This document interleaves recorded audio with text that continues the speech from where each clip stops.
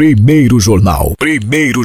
Tirol FM, com as primeiras informações do dia. Nós estamos aqui com o nosso espaço de entrevistas agora, até porque o prazo para o imposto de renda vai se encerrar no final do mês.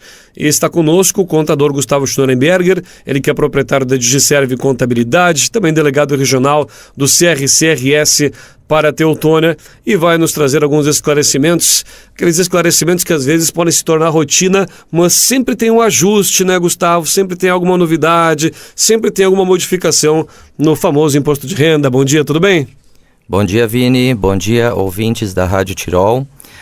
Sim, Vini, sempre o imposto de renda ele traz algumas novidades, né? Então vamos debater aí algumas novidades, algumas situações do dia a dia. Exatamente. Para começar, a tabela do imposto de renda, ela permanece inalterada, me parece, até nos últimos 2 anos, enfim. O que dá para falar dessa tabela, Gustavo?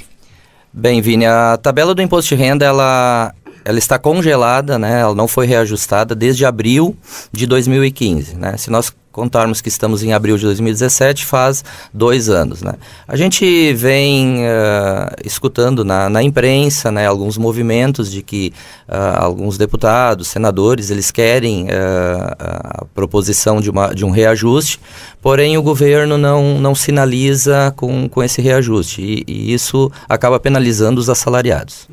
Esse reajuste da tabela, se tem alguém que busca as informações a nível de políticos, ele teria um fator, vocês enquanto profissionais, um fator que deveria ser ajustado, ele é corrigido através de alguma outra tabela, por exemplo, Gustavo, de que forma ele seria reajustado hoje? Hoje o governo ele retirou qualquer tipo de reajuste, ou seja, a cada reajuste tem que haver uma negociação no Congresso, tá? E aí o governo cede ou não às pressões ou às sugestões, né? Até uns anos atrás existia um reajuste quase que automático pela inflação, né? Então, isso, bem ou mal, acabava reajustando. Todo ano as pessoas sabiam, né, do reajuste, porque o que acontece, Vini, a grande injustiça, muitos assalariados, eles ganham reposição salarial, é reposição da inflação, não é um aumento salarial, aumento real, né? Então, se tu receber um reajuste salarial, uma reposição da inflação de em torno de 8% e a tabela não aumentar, não acompanhar, né? Então, tu vai acabar pagando mais imposto de renda ou até se tu estava isento, tu acaba entrando numa faixa de pagamento do imposto de renda. Perfeito. Outro assunto, Gustavo, que também é muito comum e talvez não seja ainda tão comum quanto deveria, mas foi levantado aqui por uma questão de justiça na última sessão do Legislativo Teutoniense pela vereadora Aline Hericou. Ela falava das doações, né? A gente às vezes fala de que maneira a gente pode ajudar uma entidade, pode ajudar no caso do imposto de renda do Condica ou aqui em Teutônia, outra entidade. Então há meios legais para isso, né? Fale um pouco de como funciona esse repasse. Ele pro cada município estabelece a sua entidade, do caso aqui em Teutônia é o Condica, né? Isso. O fundo ele tem que estar cadastrado na assistência social nacional, né? Que em Teutônia é o Condica, né? Tem alguns municípios maiores, né? Que estão mais organizados, então colocam o fundo do idoso, né? Ou algum asilo, assim, maior, né? No caso, assim, municípios menores, geralmente é o fundo da criança e do adolescente, que em Teutônia é o Condica. Esse fundo, ele está cadastrado, ele está regular, né? E há alguns anos a gente já vem fazendo algumas campanhas junto aos escritórios, aos contadores e inclusive aos contribuintes, né, de que destinem aquele imposto que tenha a pagar, né, na hora de fazer a sua declaração, que destine parte desse imposto, então, que ele vai diretamente para o fundo da criança e do adolescente. Ele é um processo burocrático ou é simples na hora de fazer a declaração já, Gustavo? Ele é bastante simples, ele tem 2 formas, né? Se a pessoa quiser fazer espontaneamente o depósito ao Condica, então ele entra em contato com o Condica durante o ano em curso, né? Que então, no caso, ele teria que, para fazer a contribuição espontânea, ele teria que, durante o ano de 2017, procurar o fundo e fazer um depósito na conta do Condica. Esse valor, ele pode ser até 6% do valor devido, tá? Se a pessoa não fizer isso, ela tem ainda a chance de, lá em março e abril, que seria esse período agora, em que ela está fazendo a declaração de imposto de renda, ela destina então a metade, 3%, tá? Aí o processo ele fica bem simples, né? O próprio programa calcula, tá? Quanto seria esses 3%, e a única coisa que precisa fazer é destinar, colocar lá, que é a Teutônia, que é o Condica, né? O próprio programa já vai aparecer o município e o fundo, né? E aí vai sair 2 DARFs, no caso, né? Então a pessoa, ela paga uma DARF que teoricamente, então, o dinheiro vai para Brasília, né? E a outra DARF vai imediatamente para o valor do fundo. Ou seja, não passa por nenhuma outra instância, não passa por alguém regulador, vai direto para o fundo. Não, esse valor ele vai direto para o fundo, tá? A Receita Federal só acolhe ele durante algum tempo para fazer as verificações necessárias e em questão de 1 mês, 2, o fundo já recebe esse depósito. É bacana, né? Porque às vezes a gente fica se perguntando, por que o imposto que eu pago aqui vai para Brasília, volta, passa pelo estado, passa pelo município? Então acho que é muito bacana e interessante. Eu lembro que alguns anos atrás, talvez no passado, a gente fez uma campanha aqui na Rádio Tirol também, né, com o seu auxílio, que a gente havia justamente, estávamos incentivando que as pessoas fizessem essa doação. Bom, Gustavo, falando deste ano, o prazo é 28 de abril, né, final do mês agora. Mudou alguma coisa? Temos alguma novidade? Daqui a pouco a gente vai falar sobre o programa, sobre o software também, mas em âmbito geral, o que mudou nesse ano de 2017 com o imposto de renda? Houve algumas pequenas mudanças. Uma das mudanças seria que reduziu a idade mínima para o dependente, né? Antes era 14 anos, agora é 12 anos a obrigatoriedade de colocar o CPF, né? Isso é mais uma forma da Receita ir cruzando dados, né? Cruzando os dependentes também, né? Daqui a pouco fraudes também, né? Então ela vem de 18 para 14, agora de 14 para 12 anos, né?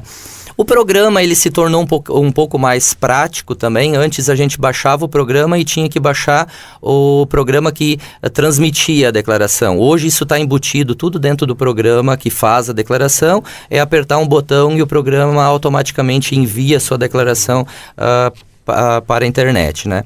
E que nem a gente falou antes, né? E infelizmente as tabelas continuam ainda os mesmos valores do ano passado.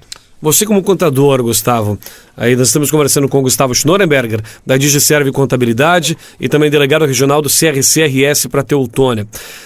Essas adequações, porque todo ano a gente traz, você já veio aqui talvez pela segunda, terceira vez, mas o imposto de renda, quem comanda o imposto de renda, quem trabalha com todo esse aparato, ele tenta buscar inovações para adequar cada vez mais. Agora o senhor falou do software, né, que mudou, temos a mudança dessa tabela de idade, ou seja, nós vamos nos encaminhar para algo engessado, para algo fixo, ou essas mudanças acabam em contingência do que acontece na economia, na política, ou seja, ano que vem, lá em abril, quando eu te chamar para entrevista novamente, vamos ter uma mudança ou a gente caminha para de fato uma padronização do imposto de renda? Recordo-me que a primeira vez que eu trabalhava aqui nós falávamos em disquetes, né, ainda, então, ou seja, caminha tudo para um processo padrão, facilitado, transparente, até para incentivar que as pessoas soneguem menos, por exemplo?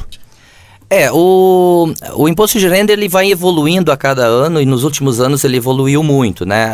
Acredito que não tem muito mais o que evoluir em termos de programa. Hoje dá para fazer também o imposto de renda no celular, pelo aplicativo, tá?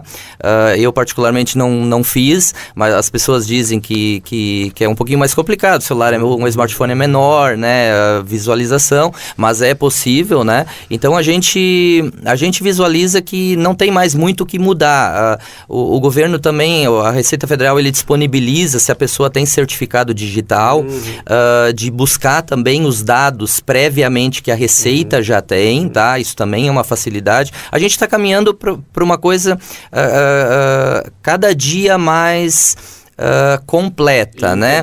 Integrada. A Receita ela já recebe até fevereiro as informações dos bancos, as informações dos cartões de crédito, as informações das imobiliárias. Então, ou seja, a Receita Federal ela tem um grande banco de dados que até 28 de fevereiro já está alimentado. Quando começa 1º de março as pessoas fazerem, é só uma confrontação de dados que a Receita faz, né?